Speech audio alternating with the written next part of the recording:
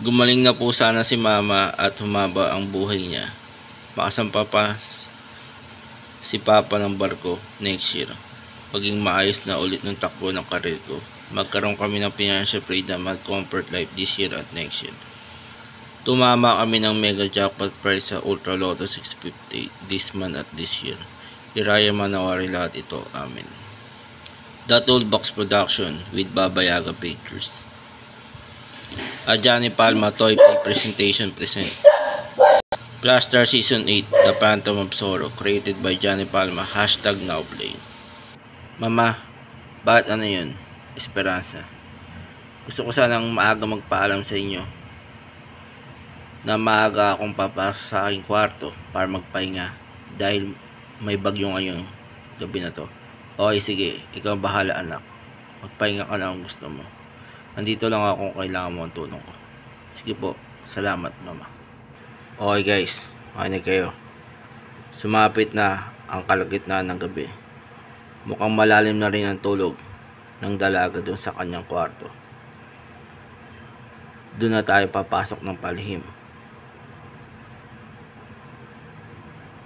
Yes, sa wakas, nakapasok na tayo ng palihim dito sa kwarto niya at mukhang magtatagumpay at ang dukutin siya. Okay, sige. Dukutin niyo isa habang wala pang nakakarinig sa atin at nakakita dahil ang lakas ng ulan sa labas. Yun ang akala nyo, madudukot nyo ba ako ha? Gising pa kayo? Oo, at sisigaw lang malakas para makahingi ang tulong. Naku patay. Tinudukot ako, tulong! Grabe naman ang lakas ng sigaw na yun. At sino naman kayang sisigaw ng ganitong kalakas? Ngayong hating gabi na at malakas pa ang ulan sa labas. Maliban na lang kung nangangailangan ng tulong yun. Kaya siya sumigaw. Alam ko na, total malakas naman ang ulan sa labas at tulog na lahat dito sa kampo.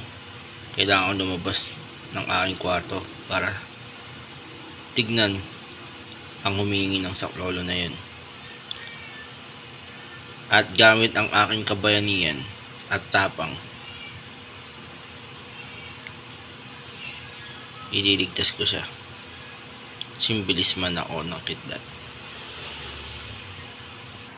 Guys, naramdaman nyo ba yun? Ano yun? Parang may pumasok na malamig na hangin at parang napakabilis.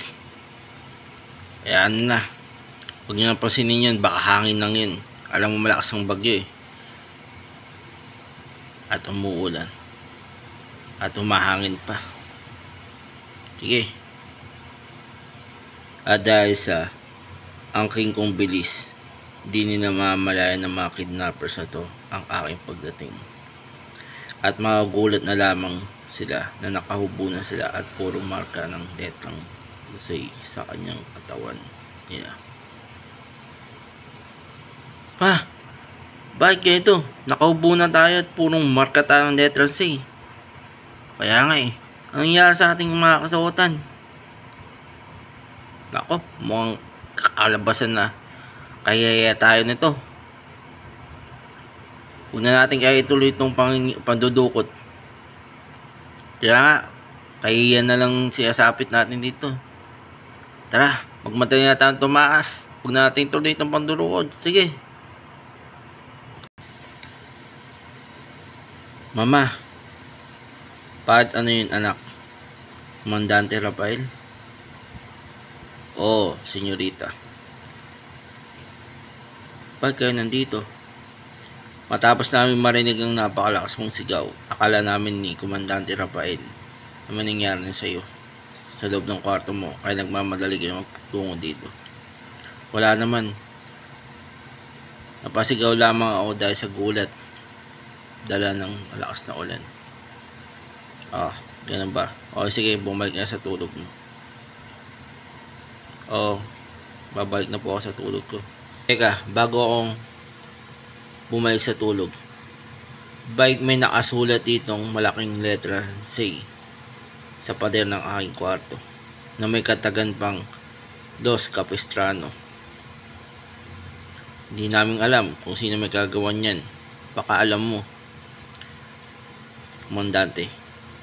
Hindi ko rin alam. Ngayon lang po ako nakapasok sa kwarto ng Senyorita Isabel ay Senyorita Esperanza.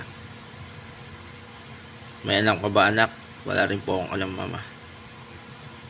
Kaya nga nagtataka siguro tayo pare-pares dahil wala tayong alam kung sino may sulat nitong malaking letang C dito sa pader ng aking kwarto.